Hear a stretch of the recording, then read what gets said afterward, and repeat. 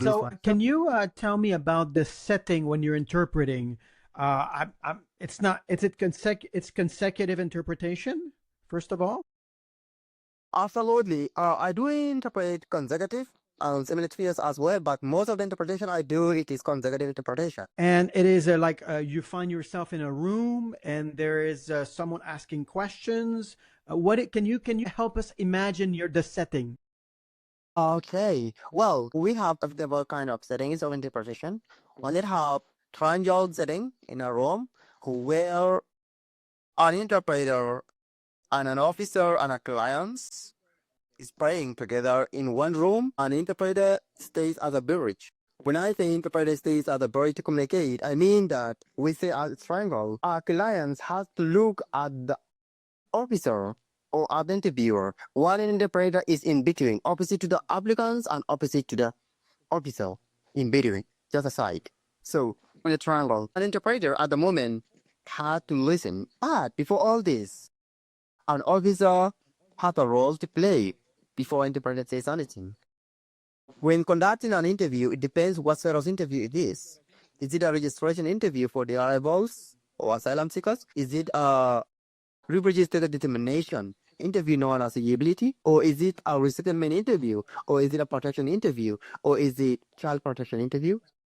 It depends upon the setting again. Let me tell you a little bit about, I can talk about resettlement because I focus mostly on resettlement and that's where I have been working all throughout. So, and protection unit. In the resettlement unit, it depends upon the cases. If the clients are more than 5 individuals, that is family size 5, so the officer has to call them all in one room.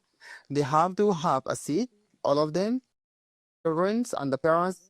Head family, I mean the principal of the case, has to be given the first chair to sit in on, and then the officer will take the role to play.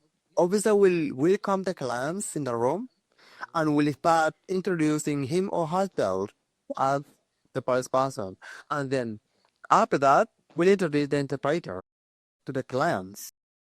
And also will give a choice if the interpreter want to disclose his or her name or not. But in most cases, due to the security matters, I don't introduce my name. I usually say I'm an interpreter and I will be your daily interpreter for today and not for tomorrow. So Okay. after all this, now an Is it officer. safe that we publish your name on our podcast? Yeah, it does. Yeah, I'm free to do so. Yeah, I'm free to do so. Because it is a part of my life experience that I'm expressing. No, but the name's written. Don't worry about it because I'm not in the interpretation room. I'm in a room where I'm explaining or talking about my life experience as an interpreter. You don't have to worry about that. I gave you the guarantee to publish it or the Thank you. permission. In this scenario, the officer takes time and says, as this is our interpreter for today, his role is only to interpret what the officer or the client is saying. An interpreter has no role to play. His work or how is only to interpret and translate the necessary document needed. Has no right to access any information about the client's case, has no right to make any decisions against the client's case, and has no right to disclose the information after the interview.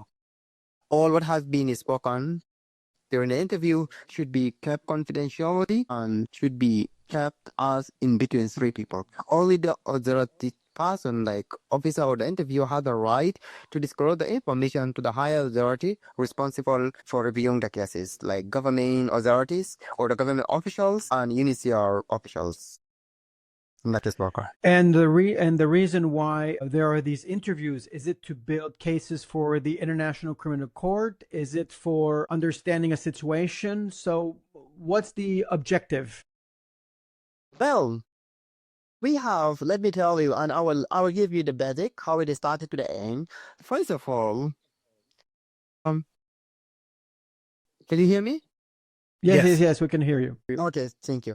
First of all, we have pre-interview, the first interview when a refugee or asylum seeker enters to the host country during the very beginning, where the asylum seekers has to represent and explain his or her journey a long way to the home country, to the host country. The reason leaving the home country, and why and what happened and when and where and who are involved in the situation that made the client or the asylum to flee the country to seek for protection. What are their expectations in asylum country?